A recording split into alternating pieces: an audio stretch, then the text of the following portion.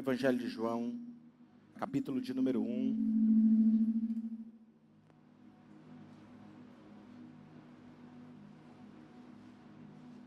Versículo de número 10 ao versículo de número 14. João, capítulo 1, versículo 10 ao versículo de número 14, que diz o seguinte: aquele que é a palavra, todos acharam, amém?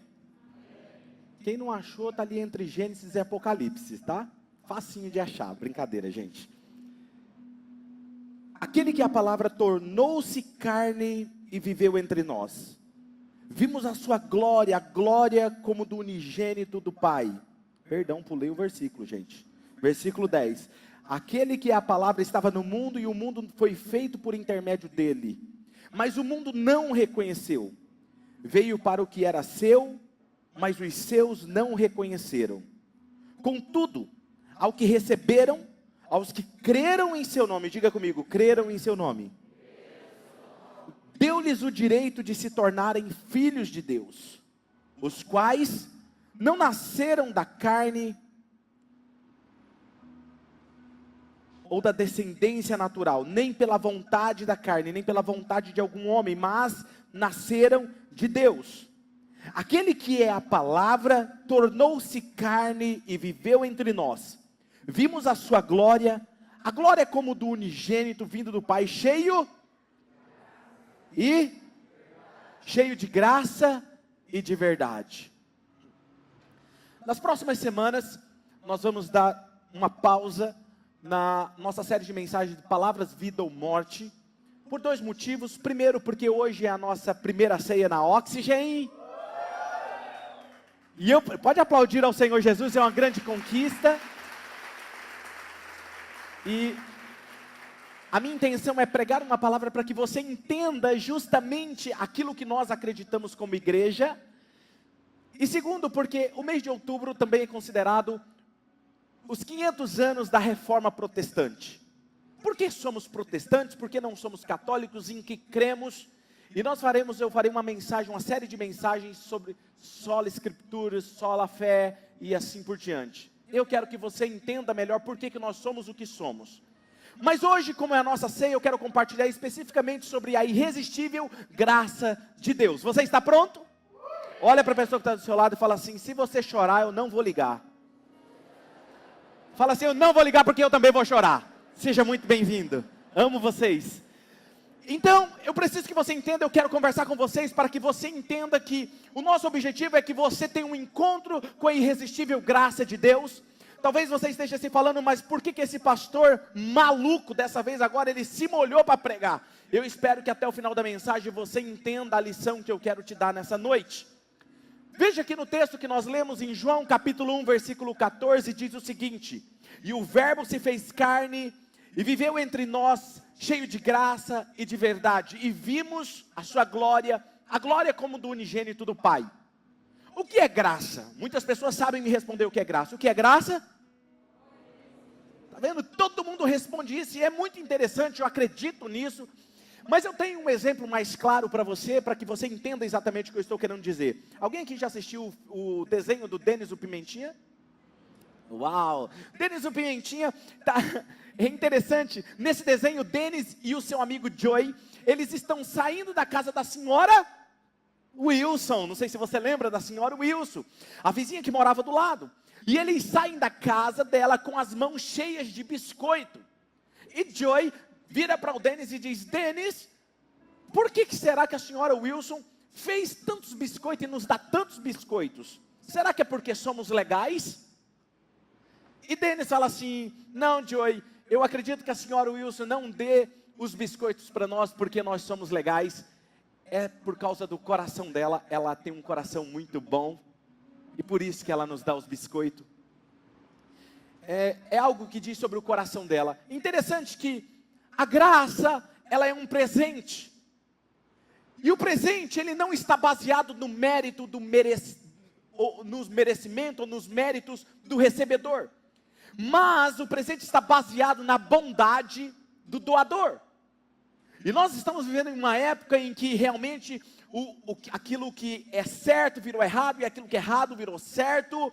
E veja que o texto nos diz algo muito interessante, que Jesus era a palavra, e ele tomou forma humana e viveu entre nós, e ele era cheio de graça e de verdade.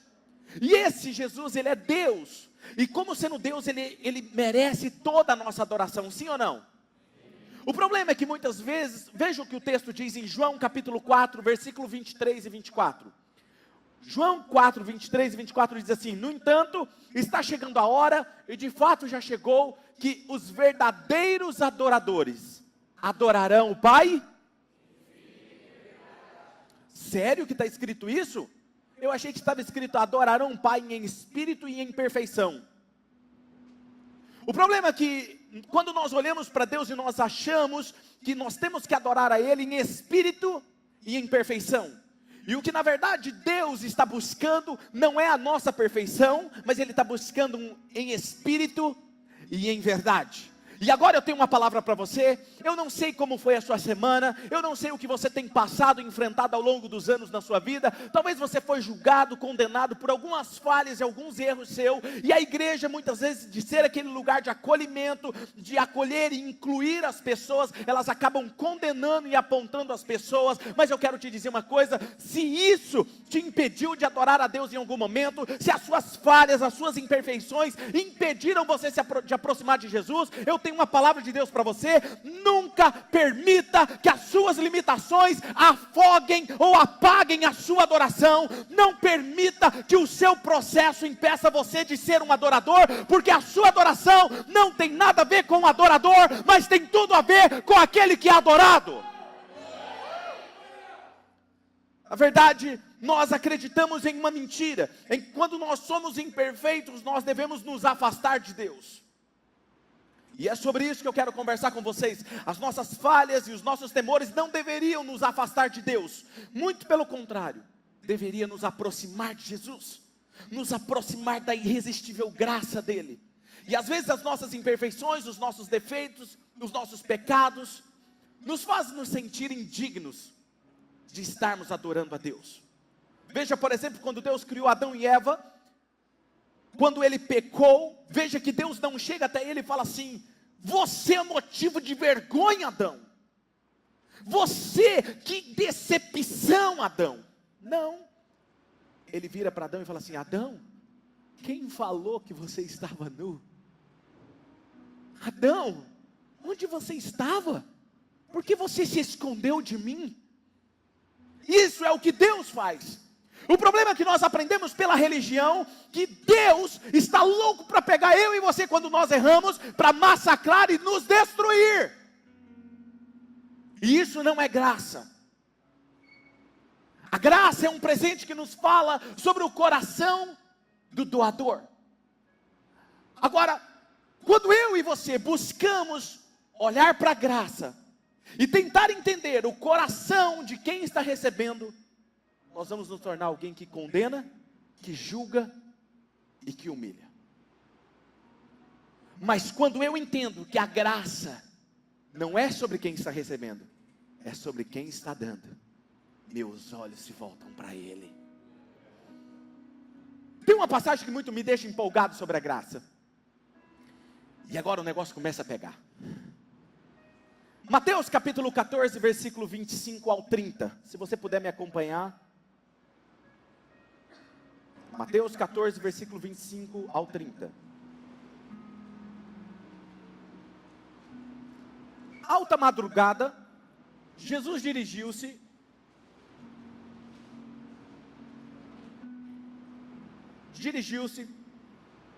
a eles, andando sobre o mar. E quando o viram andando sobre o mar, ficaram aterrorizados e disseram: é um fantasma. E gritaram com medo: o que é aquilo? O que é aquilo? E ele falou: ei gente, que medo é esse? Tenha coragem, sou eu, Jesus. E aí eu acredito que Pedro disse: Senhor, se és tu, deixe-me ir até você. Venha, respondeu ele. Então Pedro saiu do barco, andou sobre as águas,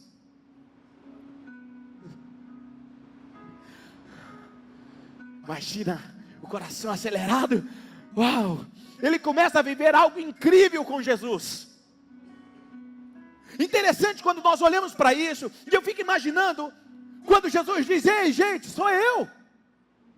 E aí os discípulos ficam todos olhando assustados, e Pedro fica assim: Jesus, deixa eu ir, deixa eu, não, deixa eu, por favor, deixa eu.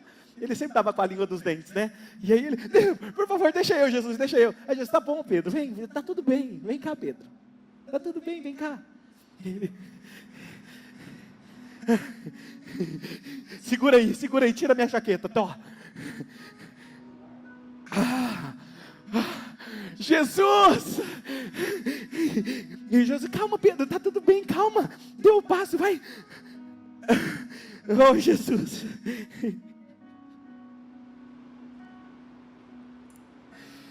Ele começa a viver algo incrível com Jesus. Ele começa a ter uma experiência que ele jamais imaginou. E quando Pedro começa a andar, está indo tudo bem. A caminhada de Pedro sobre as águas está indo muito bem. Mas de repente, Pedro se distrai. Pedro começa a olhar dos lados, o vento soprando, porque está acontecendo um vento forte. E diz o texto que ele duvidou. E eu imagino na cabeça de Pedro que ele olha e fala assim: espera aí, isso aqui é H2O. Eu sou ser humano. Ser humano não tem que andar sobre as águas. Isso aqui é água. E ele começa a olhar o vento à sua volta. Ele falha. Veja, Pedro está vivendo um momento incrível. Mas Pedro era imperfeito. Tem alguém imperfeito aqui hoje? Eu sou imperfeito. Ele era imperfeito. E aí, no meio da jornada, no meio da caminhada, ele todo empolgado, ele falha. A incredulidade toma conta do coração dele, a dúvida toma conta do coração dele. Ele duvida, fica com medo e começa a afundar. É meio constrangedor o que está acontecendo. E ele grita de desespero, tipo uma criancinha com medo. Eu ia falar uma menininha, mas isso seria muito... Não sou uma pessoa cultura da honra. Ou seja, então ele grita de desespero e ele diz: Senhor, por favor me salve. Está começando a entender porque seu pastor está molhado? E aí Jesus imediatamente: oh, homem de pequena fé, porque você duvidou. Interessante observar isso. Mateus capítulo 14, versículo 31, olha o que diz: imediatamente. Não foi Jesus que falou: agora também você quis, agora você vai aprender um pouquinho. Deixa eu te falar uma coisa. Nos nossos sofrimentos, Deus não permite que continuemos sofrendo além do que podemos suportar. Porque quando Ele vem para te salvar, Ele vem imediatamente. Imediatamente. Sabe por que Deus te trouxe aqui hoje? Você era de outro lugar, de outro país, que temos alguém ali do Japão, seja muito bem-vinda. Mas se Deus te trouxe de lá para te dizer: nos teus problemas, eu cuido de você.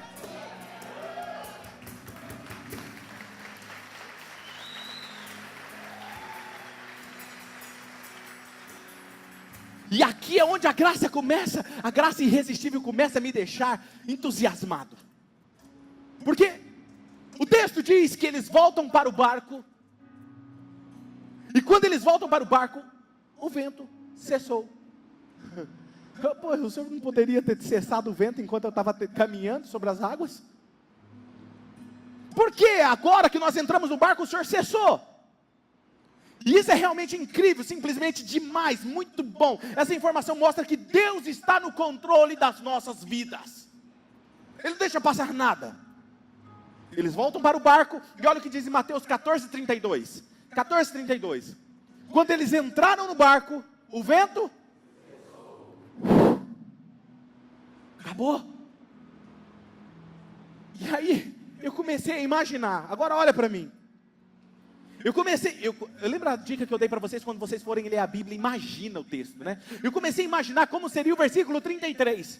E eu comecei a criar a versão Claudinei no versículo 33. E eu quero que você acompanhe comigo, imagine comigo. Os que estavam lá no barco, volta Pedro com vergonha, porque afundou, estava molhado, encharcado, pingando. Eles trouxeram, entrou no barco, eles trouxeram toalhas brancas para Pedro. Se cobre, Pedro, se cobre, se cobre. Aí eles viraram assim, vamos falar com Pedro, vamos falar com Pedro. Aí chega em Jesus, Jesus, excuse me, please. 1 minute, please. O senhor pode esperar um minutinho aí? O nosso irmão teve uma situaçãozinha assim, meio constrangedora. O senhor pode esperar só um minutinho, fazendo um favor? Você espera? Por favor, Jesus, por favor. 1 minute. Vieram aqui juntar em volta de Pedro. Pedro com vergonha, triste, decepcionado. E aí eles começam a falar com Pedro. E isso é uma situação parecida quando alguém peca dentro da igreja. Quando a igreja não entende o que é graça. É mais ou menos isso que acontece. Quando alguém erra, eles se aproximam de Pedro e aí ele começa a falar: Pedro, cara, é embaraçoso isso que aconteceu com você, né, cara? Cara, eu não sei se você sabe, mas o nome de Pedro significa pedra. Assim, Pedrão, você afundou como uma pedra, cara. Olha, cara, eu sei que não é fácil estar encharcado. Eu sei que não é fácil, você está molhado, você deve estar congelando porque estava ventando. Você deve estar com muito frio. Eu entendo, cara, eu também. Olha, deixa eu te falar uma coisa, Pedro. Eu também fiz coisas estúpidas lá nos anos 80. Eu não faço mais, eu só fazia coisas estúpidas nos anos 80. Pedro, eu te entendo, cara, eu te entendo. Muitos aqui fizeram só... Hoje a gente não faz mais coisa errada, não. Então, Pedro, a gente te entende, cara, assim, porque a gente já foi assim, né? E aí, ele volta de novo. Jesus, o negócio tá meio difícil aqui. Só mais um minutinho, tá, Jesus? E Jesus, tudo bem. Vai lá, pode ficar à vontade. E eles voltam de novo para Pedro. Olha, Pedro, nós vamos fazer o seguinte, nós não vamos fazer um estardalhaço, nós vamos te dar uma troca de roupa, mas óbvio que nós não temos uma troca de roupa aqui, né, onde nós estamos, né, Pedro? Nós estamos no meio do mar, não, nós vamos embora, e quando nós chegarmos na cidade, nós não vamos sair falando para todo mundo que você está molhado, nós não vamos falar que você afundou, afinal de contas, o que as pessoas vão pensar, Pedro?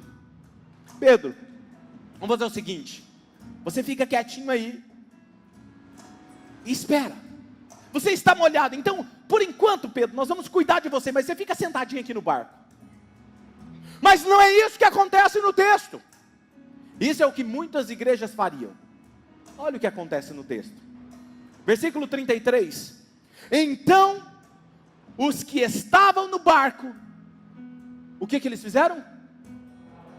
O quê? Igreja, você está viva, o que eles fizeram? Os 12 discípulos, incluindo o encharcado Pedro, todos eles começaram a adorar a Ele que vive e reina para todo sempre. Veja, veja que ninguém notou que Pedro estava molhado. Ninguém se importou que Pedro estava encharcado, pingando. Alguém poderia falar assim: ei, Pedro, você não pode adorar a Ele. Cara, você está molhado, você está encharcado, senta aí, fica quietinho aí, deixa só nós que estamos secos adorar a Ele. Por quê, Pedro? Porque essa roupa molhada sua, esses pingos de água, essa água, cara, representa a sua falha, representa a consequência do seu erro. Mas o que acontece aqui é o seguinte: quando Jesus traz Pedro de volta, e eles entram no barco, sabe o que eles fazem? Uau! Caraca, Jesus! Como que o Senhor conseguiu fazer aquilo? Uau, Jesus, o Senhor é o Filho de Deus! Filho de Deus! Você é demais! E começaram a adorar a Ele. Quem está me entendendo o que está acontecendo aqui? Se fosse em algumas igrejas, sabe o que aconteceria? Pedro, que vergonha! Pedro, você é discípulo de Jesus, você decepcionou Jesus. O que vai todo mundo dizer sobre você? Deixa eu te falar uma coisa: Deus não está preocupado com o que andam falando de você. Deus não está preocupado em apontar o dedo para você. Ele está dizendo: eu te amo como você é, como você é, como você é.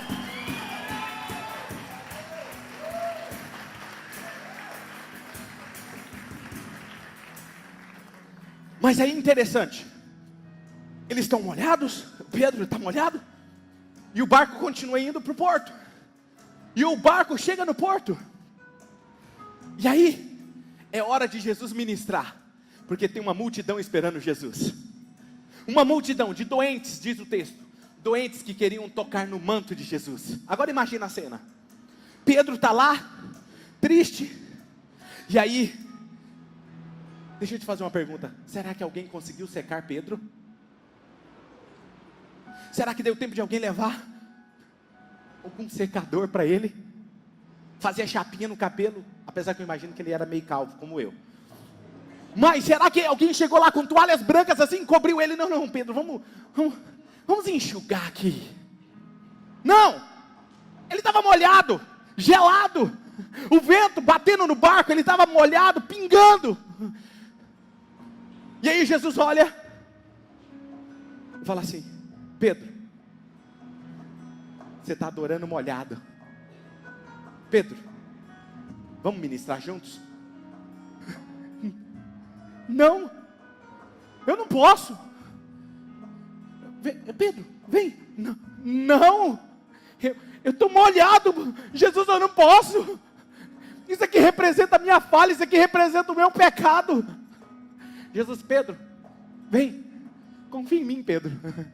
Vem, Pedro. Pedro, você não está entendendo. A adoração não tem a ver com você, é comigo, Pedro. Vem, Pedro. Não, Senhor, eu não posso. Pedro, relaxa. É sobre mim, Pedro. Vem, Pedro. Será que é isso mesmo que eu estou vendo aqui nesse texto? Pedro todo molhado, ajudando a arrumar a fila dos doentes para tocarem em Jesus e serem curadas. É isso mesmo? Será que você está me entendendo que é isso que está acontecendo aqui? Mas sabe, nós somos ensinados diferentes na igreja. Nós somos ensinados a dizer o seguinte para Pedro: ei Pedro, Pedrão, cara, eu sei, você pisou na bola, se seca aí, cara, se seca aí. Olha, se você vier assim, nós jogaremos um par de toalhas sobre você. Nós não temos nada a ver com o seu erro. Você que quis andar sobre as águas, ninguém mandou você andar sobre as águas. Quem mandou? Aí Pedro falou: mas Jesus me chamou. O problema é seu, você quis aceitar. Nós aprendemos, Pedro, o máximo que eu posso fazer para você, eu jogo uma toalha para você e você se vira, se seca aí, vai, por favor. Jogaremos um par de toalhas e vamos esperar que ninguém o veja. Afinal de contas, você é uma decepção, né, Pedro? Porque nós, aqui na igreja, não lidamos com pessoas úmidas. Quem está me entendendo? Nós não lidamos com pessoas molhadas. Nós não sabemos lidar com pessoas encharcadas. Porque somos pessoas secas. E quando você se secar, então você pode servir como voluntário, viu, Pedro? Não, ó, Pedro, quando você se secar, você pode liderar, você pode moderar um GC. Nós não queremos ninguém molhado no louvor, não. Nós todo mundo aqui somos secos. Nós não queremos ninguém lá na recepção, na intercessão, em nenhum lugar aqui na mesa, na cantina, no ministério infantil, não, molhado não, todos nós aqui somos secos. Nós não queremos alguém assim. Nós não queremos recepcionistas úmidos. Nós não queremos pregadores molhados. Nós não queremos ninguém molhado participando da ceia, Pedro. Não. A ceia é só para quem está seco. Mas por favor, vamos fazer o seguinte: se seca aí, se ajeita aí. E se você for ficar na igreja, fica lá no fundão, por favor. Quanto tempo você vai ter que ficar? A minha pergunta: se secando.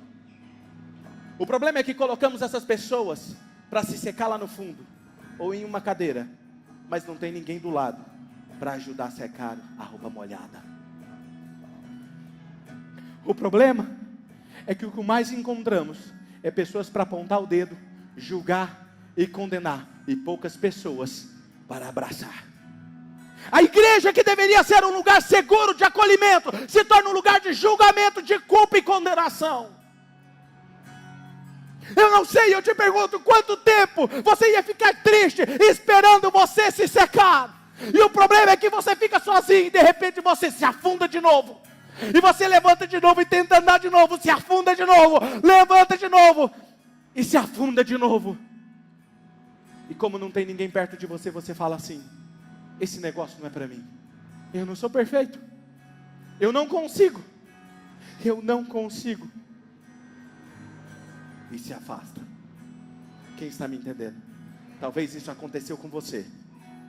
Quantas vezes você deveria ter se sentido acolhido e você se sentiu afastado, julgado e condenado? Tudo que você esperava não era que alguém falasse: olha, cara, você errou, beleza.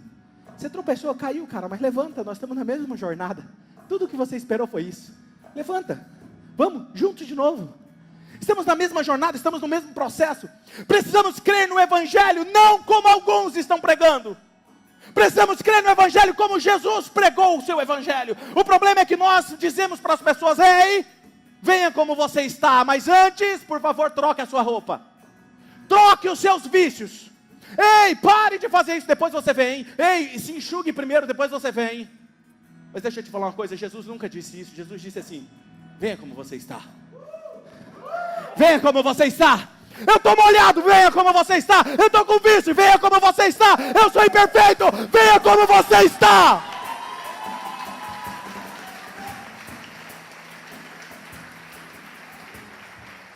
Deixa eu te falar um texto, Provérbios capítulo 24, versículo 16, parte A. Olha o que diz esse texto. Vamos ler juntos? 1, 2, 3. Pois ainda...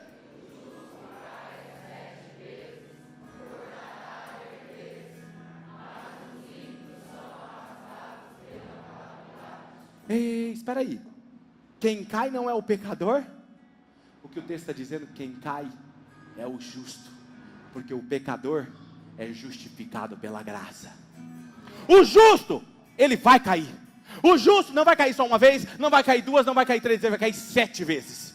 Mas sabe qual é a diferença dele e do ímpio? É porque ele diz isso, ó, vamos lá todos juntos, em alto bom som, 1, 2, 3. Pois ainda que o justo caia 7 vezes, tornará a se levantar. Uou! Quem está me entendendo? Caiu, levanta, caiu, levanta, caiu, levanta. Se torne alguém melhor amanhã do que você é hoje, até que a glória de Cristo resplandeça no seu rosto. Sabe, o texto que está dizendo é isso. Ainda que você se afunde 7 vezes, não permanecerá no mais profundo da água do pecado, porque eu te levantarei. Porque a sua adoração não tem nada a ver com o adorador, tem a ver com quem é adorado. Não é sobre você que recebe a graça, é sobre o coração que dá a graça. Mas eu espero que possamos ser uma igreja oxigênio, onde as pessoas possam vir molhadas, encharcadas, gotejando. Nós aqui não temos toalhas para ninguém, porque ninguém aqui é perfeito. Aqui é proibida a entrada de pessoas perfeitas. O fato de você estar molhado não vai te impedir de adorar a Jesus. Não te impedirá de adorar a Jesus, porque nós somos transformados de glória em glória. Sabe um texto que as pessoas dizem: mas pastor, a Bíblia diz que nós temos que ser santos. É um grande erro, porque a Bíblia não diz que você tem que ser santo para você ser como Deus. A Bíblia diz que Deus é santo, e por Ele ser santo, Ele te torna santo. É diferente. Não é que eu vou me aproximar porque eu sou santo. A diferença é, Ele é santo, e por Ele ser santo, Ele me transforma em alguém santo. Ele é justo e Ele me justifica. Eu sou pecador, mas Ele me transforma em justo. A sua graça superabunda sobre mim. Pastor, você está fazendo apologia ao pecado? Não, querido, eu estou dizendo, venha como você está. Mas eu te garanto uma coisa, a sua vida jamais será a mesma. Jamais será a mesma. Você um dia vai dizer: pastor, isso não faz mais sentido para mim. Mas por que não faz mais sentido para você? Porque o pastor nunca disse para você deixar de fazer isso. O seu líder nunca disse para você deixar de fazer isso. Sabe por quem foi que disse? Se chama Espírito Santo, porque Ele é o único que convence o homem do pecado, da justiça e do juízo. Não é homem que condena as pessoas. Deus convence você de uma nova vida.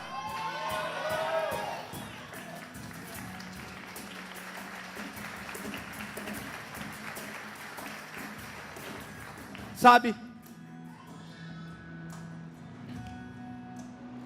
Então a melhor coisa que você pode fazer, quando você está afundando, aprenda com Pedro. Afundei. O que eu faço?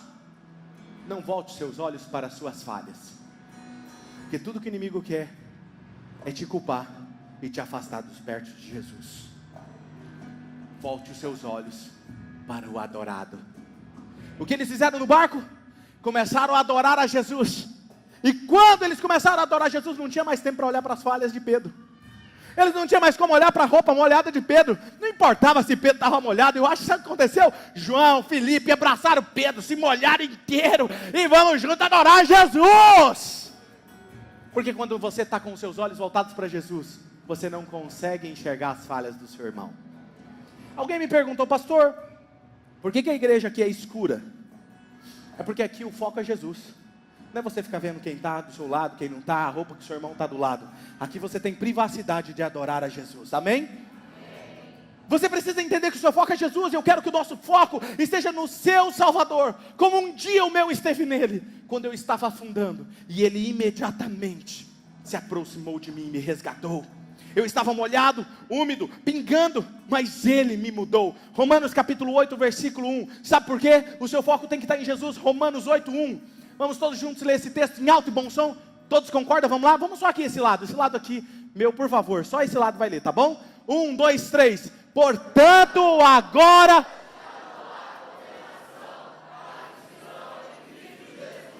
Só vocês agora. 1, 2, 3 e...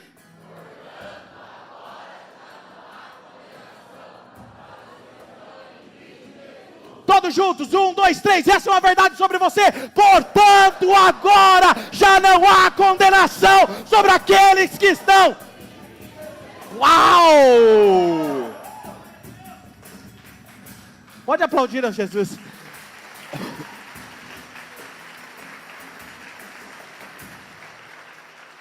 Pastor, o segredo então é estar em Jesus. Como que eu faço para estar em Jesus? É tão simples. Crendo nele. Crendo nele. Mas só crer? Eu não preciso ser batizado? Não, é só você crer. Mas eu não tenho que pagar alguma coisa, eu não tenho que orar muito, eu não tenho que... É só você crer. Crê no Senhor Jesus e será salvo você e a sua casa. O que você precisa fazer para ser salvo, você e sua casa? Crer. Está consumado. Vamos, Pedro. Nós temos pessoas para alcançar do outro lado. Vamos, Pedro, por favor. Não, Senhor, eu estou molhado, por favor. Venha, Pedro.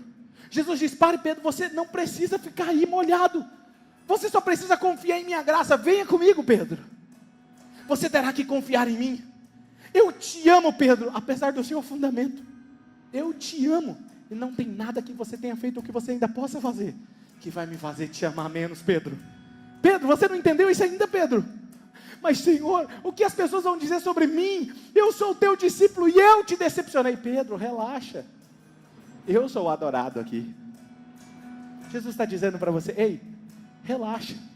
Eu sou o adorado aqui. O foco sou eu, não é o que as pessoas têm para dizer.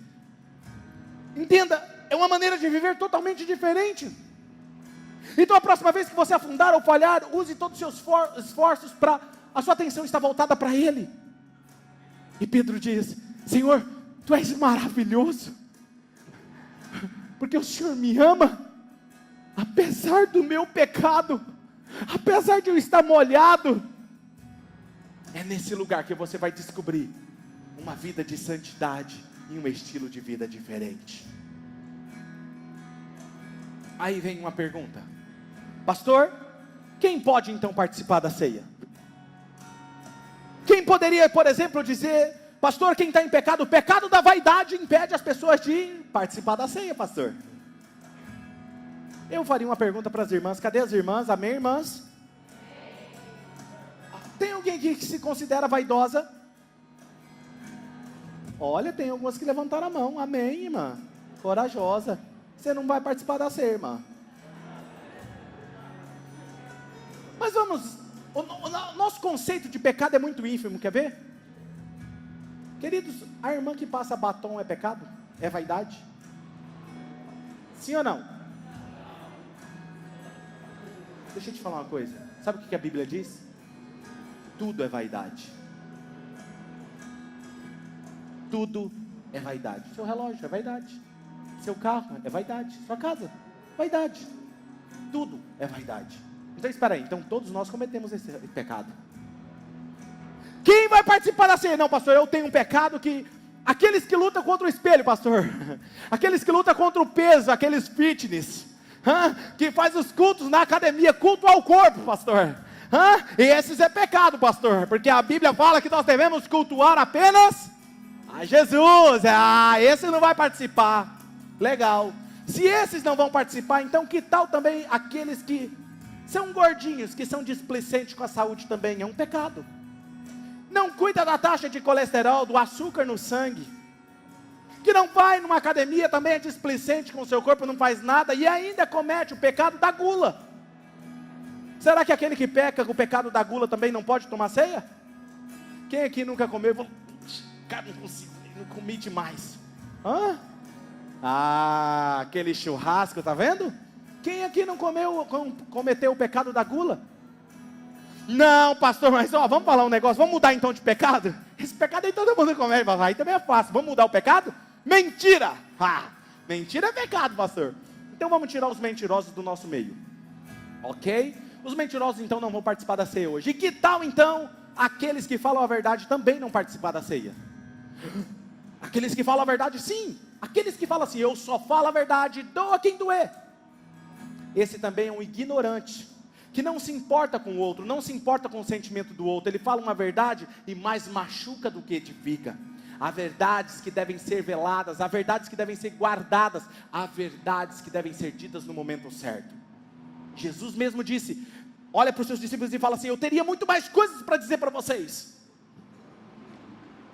mas vocês não podem suportar. Jesus se calou.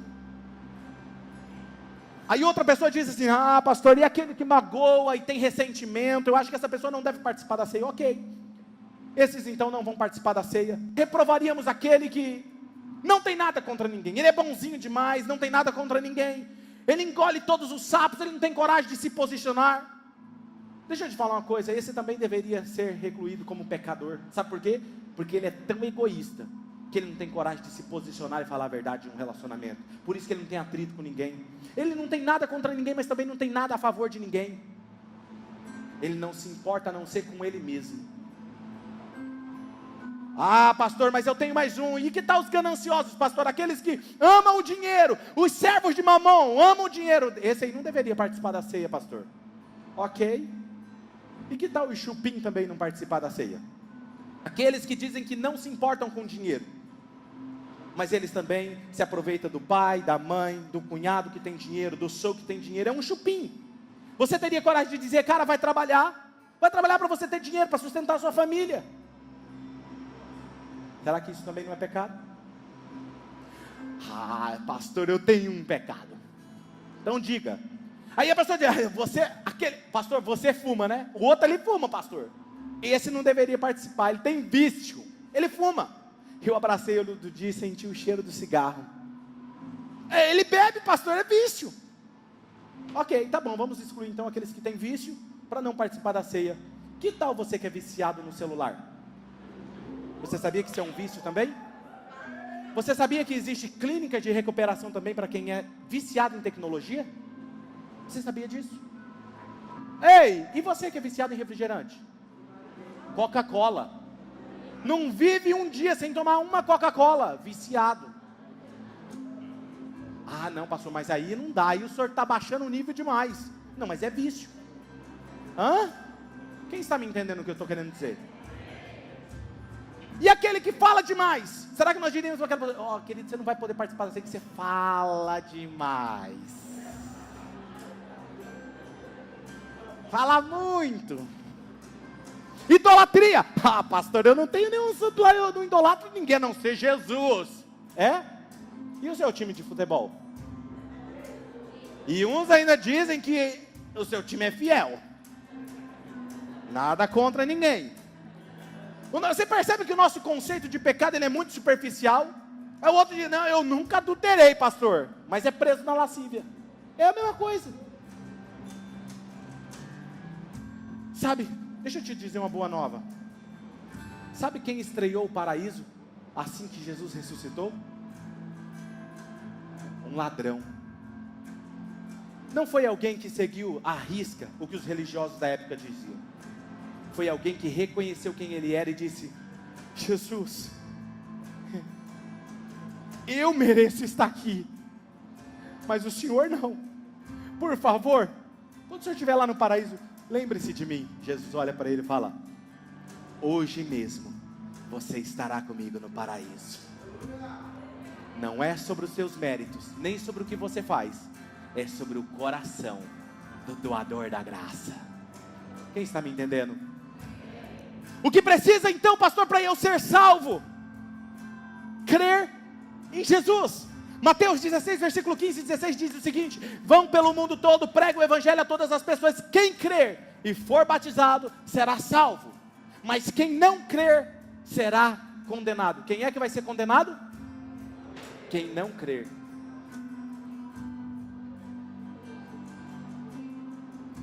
Eu estou trazendo uma reflexão para você. O que é graça? Não é sobre mim, é sobre Ele. Não é sobre a minha perfeição, é sobre o que Ele fez, e sempre será sobre o que Ele fez.